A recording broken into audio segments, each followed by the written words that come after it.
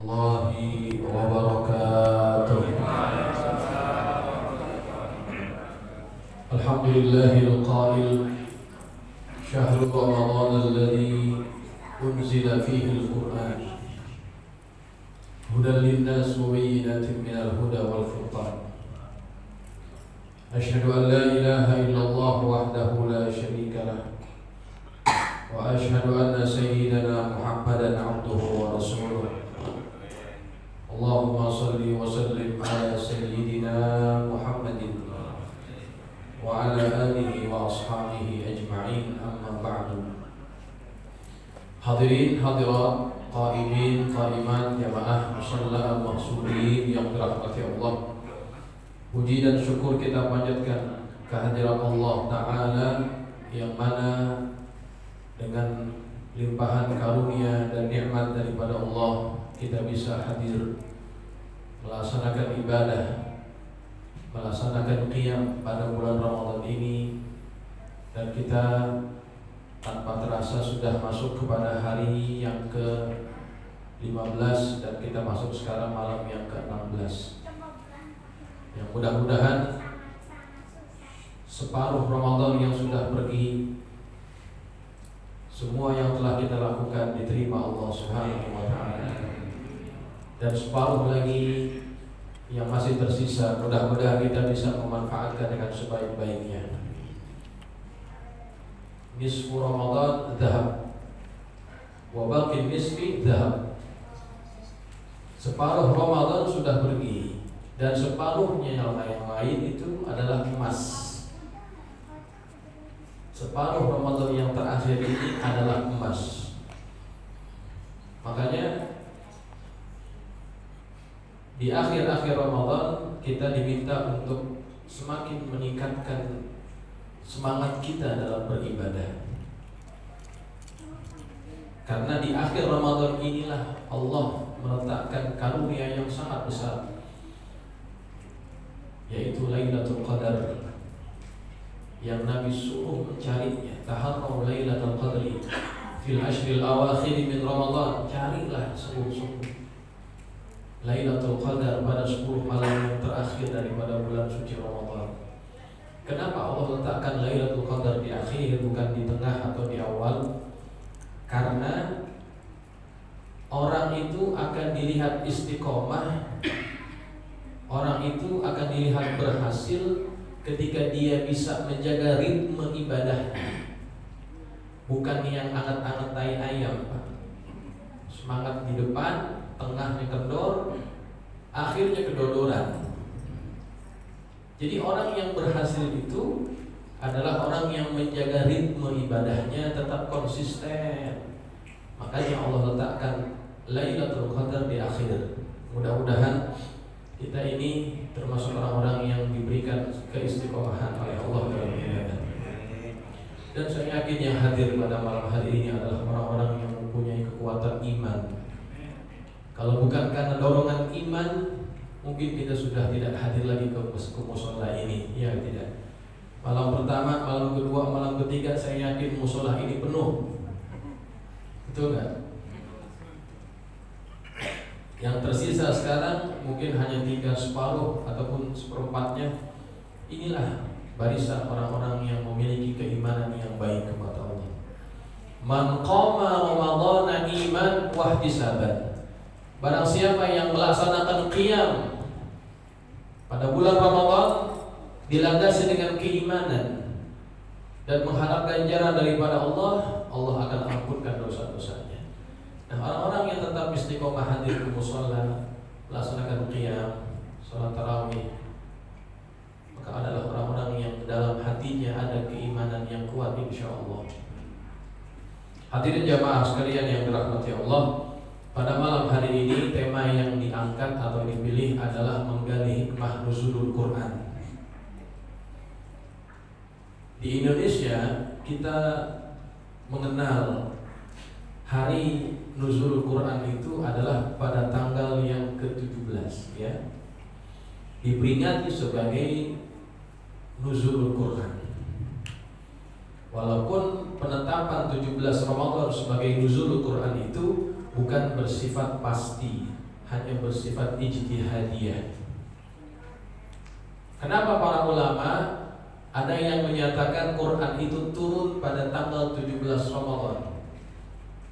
Kalau kita baca kitab Tarikh Tashri' yang dikarang oleh Syekh Hudoribik, di situ beliau menjelaskan apa alasan para ulama menetapkan 17 Ramadan sebagai tanggal atau malam diturunkannya Al-Quran. Dalilnya adalah dalilnya adalah ayat Quran.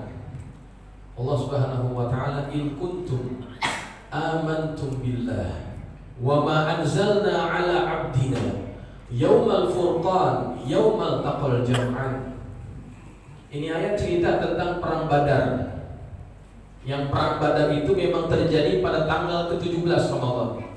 In kuntum amantum billah, kalau kalian beriman kepada Allah, wa ma anzalna ala abdina, dan beriman kepada apa yang kami turunkan kepada hamba kami, yakni Nabi Muhammad. Yaumal furqan, pada hari al-furqan. Yaumal taqal jam'an, pada hari bertemunya dua pasukan besar. Nah, para ulama menetapkan al-furqan di situ, hari al-furqan adalah hari diturunkannya Quran.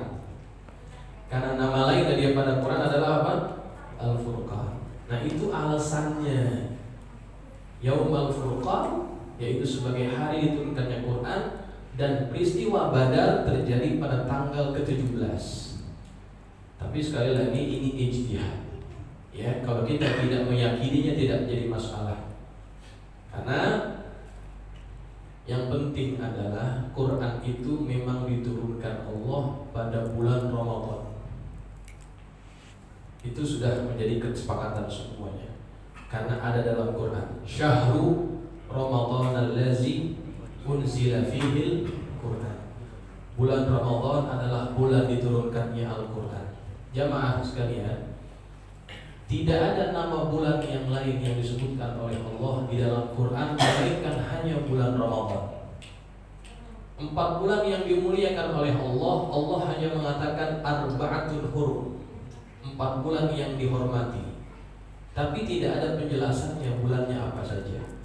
Ramadan disebutkan namanya oleh Allah dengan jelas, tetapi dia tidak berdiri dengan sendiri. Dia diikat dengan proses penurunan Quran. Syahrul Ramadan alladzi unzila fihil Quran. Jamaah sekalian, pertanyaannya sekarang adalah, kenapa Allah turunkan Quran kepada kita? Tidakkah cukup hanya Nabi Muhammad saja sebagai utusannya? Kenapa mesti diturunkan Quran juga? Bukankah Aisyah pernah berkata tentang akhlaknya Nabi, kana khuluquhu Al-Quran, sesungguhnya akhlaknya Nabi itu itulah Al-Quran.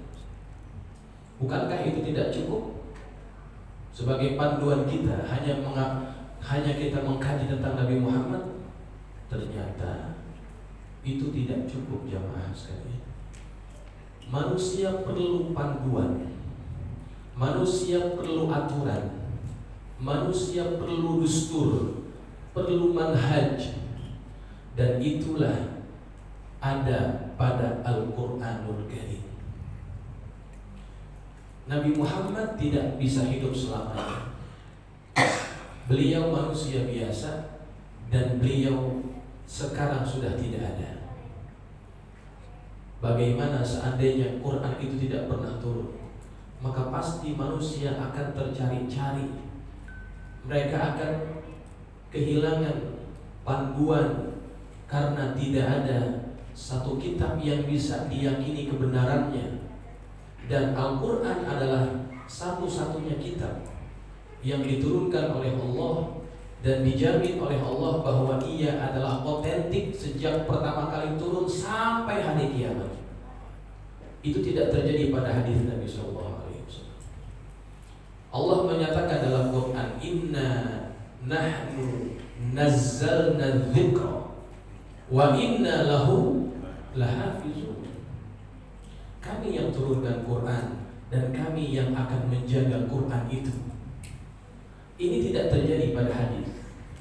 Walaupun Allah juga menghadirkan orang-orang istimewa yang mereka berusaha menjaga otentisitas hadis, keaslian hadis, tapi sesahih-sahihnya hadis, dia tidak bisa mengalahkan kualitas kemutawatiran Al-Quran. Maka jamaah sekalian, penting untuk kita senantiasa menjadikan Quran ini sebagai pedoman utama. Nabi hanya sebagai penjelas kepada Quran, tapi yang utama adalah Al-Quran itu sendiri, jamaah sekalian yang dirahmati Allah. Hadirin, Quran ini diturunkan kepada kita untuk menaikkan derajat kita agar kita bisa kembali naik ke langit. Ingat bahwa kita semua, kampung halaman kita bukan di Jawa, kampung kita bukan di Sumatera. Kampung kita di mana jemaah? Kampung kita adalah di surga. Karena nenek moyang kita Nabi Adam alaihissalam, dia diciptakan Allah dan berada di surga waktu diciptakan. Maka ketika Nabi Adam buat kesalahan, diturunkan ke bumi, Allah turunkan Quran, Allah turunkan kitab-kitabnya yang lain. Tujuannya apa? Mengangkat kembali derajat manusia yang tadinya direndahkan turun ke bumi untuk naik kembali ke dalam surga Allah Subhanahu wa taala. Itu tujuan Quran. Menaikkan kembali kedudukan kita agar kita bisa kembali ke kampung halaman kita, yaitu di surga. Hadirin, sebelum Quran itu turun, masyarakat Arab adalah masyarakat yang penuh dengan perbuatan-perbuatan yang jauh daripada peradaban, yang disebut dengan masyarakat jahiliyah. Mabuk-mabukan itu menjadi kebiasaan mereka. Judi, berzina, membegal, mengambil hak orang lain, menghardik anak yatim, tidak menghormati wanita, itu merupakan perbuatan yang lumrah di masyarakat Arab sebelum diturunkannya Al-Quranul Karim. Tapi lihat bagaimana setelah Nabi diutus, setelah Quran itu diturunkan kepada orang-orang Arab.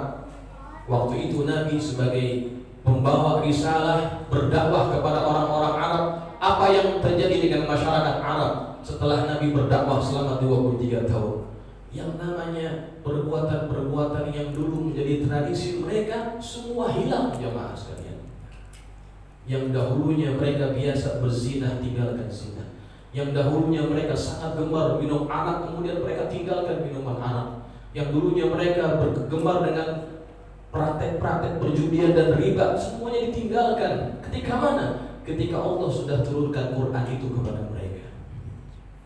Sayyidina Umar, sebelum dia masuk ke dalam agama Islam, dia dikenal sebagai seorang preman, jemaah. Preman pasar Ukaz. Siapa yang gak takut dengan Umar? Semua takut. Sehingga Nabi pernah berdoa, Allahumma a'izzil Islam bi ahadil umarain. Ya Allah, muliakanlah Islam dengan salah satu daripada dua Umar. Umar yang mana nih? Yang satu yang dimaksud adalah Umar bin Khattab, yang satu lagi disebut yang dikenal dengan Amr bin Hisham, yang disebut dengan Abu Jahal. Nabi perlu orang-orang yang seperti ini, yang memiliki kekuatan fisik dan keberanian. Nabi minta kepada Allah. Umar, satu hari dia ingin membunuh baginda Rasulullah. Dia sudah siap dengan pedangnya. Dia ingin mencari keberadaan baginda Rasulullah SAW.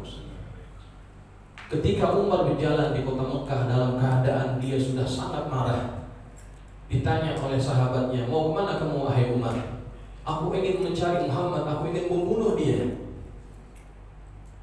Apa kata sahabatnya ini? Mau ngapain ente bunuh Muhammad? Adek ente udah masuk Islam loh. Adek ente sendiri, ipar ente udah masuk Islam.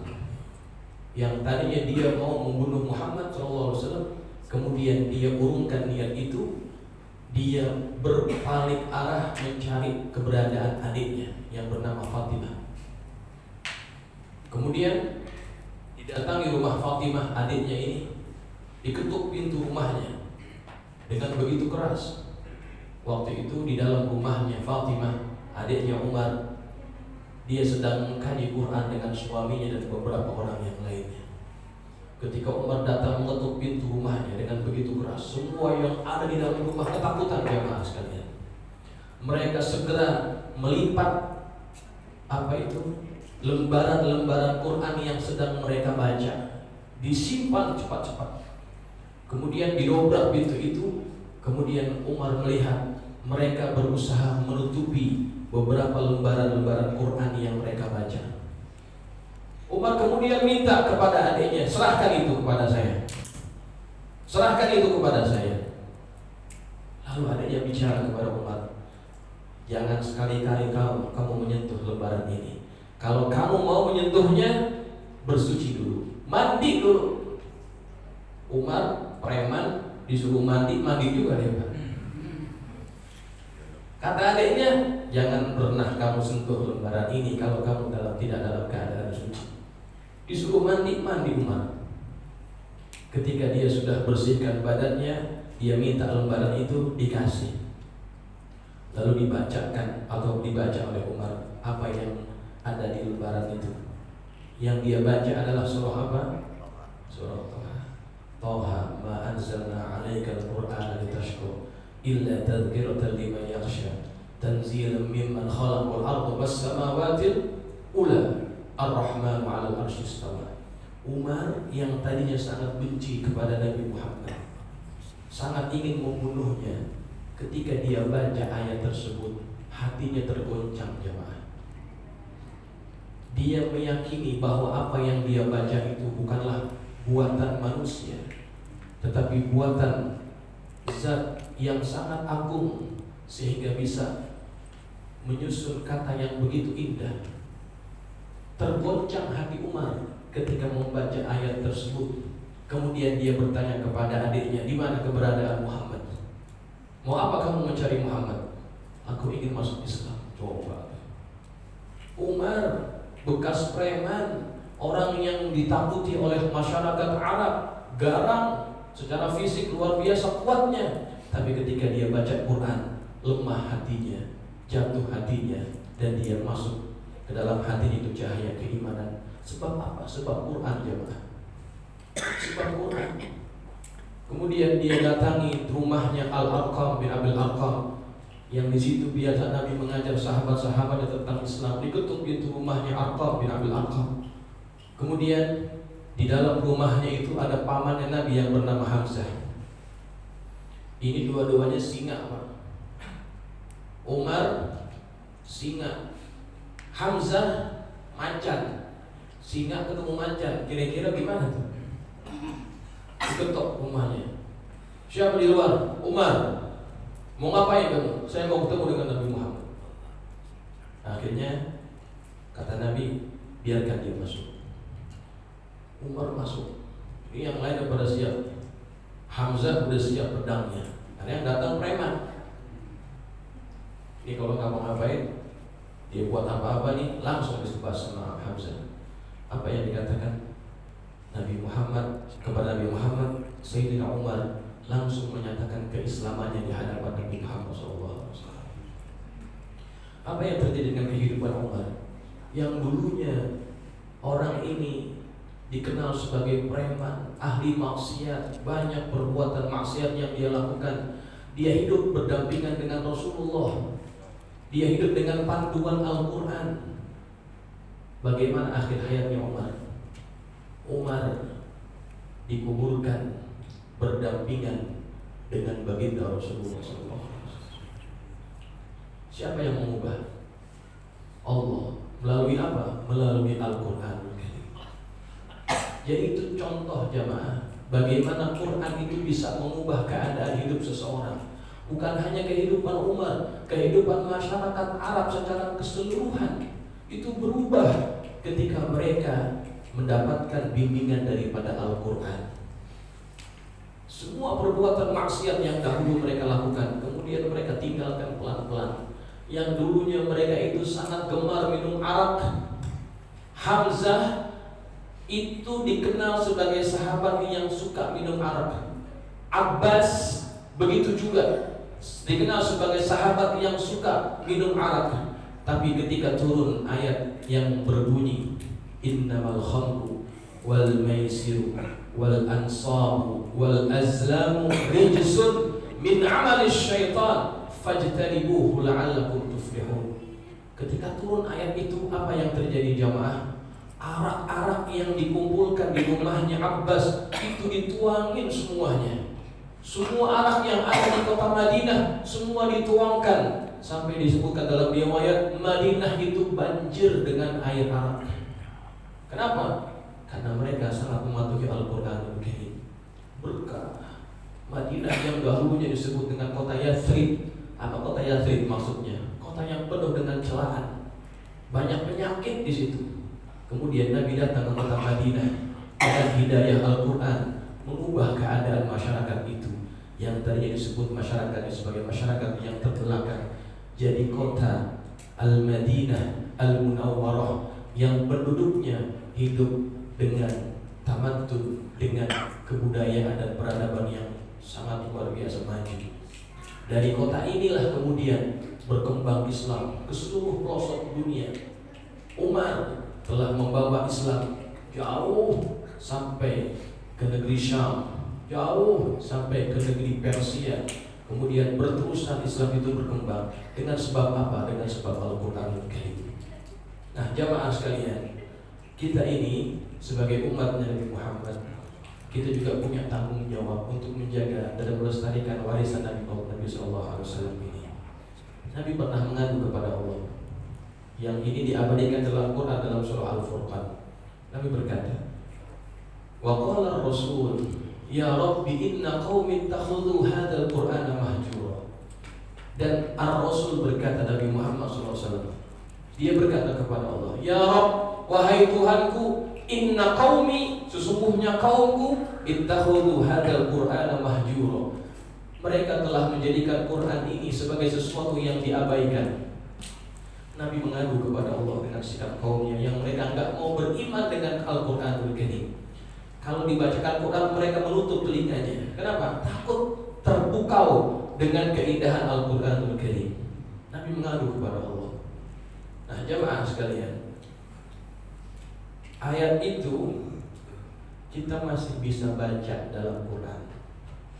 Jadi kalau dia ada di dalam Quran, itu tidak lagi menjadi sebagai satu cerita. Memang ayat tersebut turun menceritakan keadaan di mana Nabi menghadapi kaumnya yang mereka mengabaikan Quran. Tapi kalau kita baca sekarang, maknanya apa? Maknanya ayat itu harus kita aktualisasikan dalam kehidupan kita saat ini. Bisa jadi kita termasuk dari golongan umat Nabi Muhammad yang mengabaikan Quran. Dan kalau itu terjadi pada diri kita, kita termasuk kelompok manusia yang dikeluhkan oleh baginda Rasulullah SAW. Maka bagaimana kita nilainya bahwa kita ini betul-betul mengabaikan Quran ataupun tidak? Imam Ibnu Katsir menjelaskan makna ayat tersebut. Di antara bentuk perbuatan manusia yang mengabaikan Quran apa saja?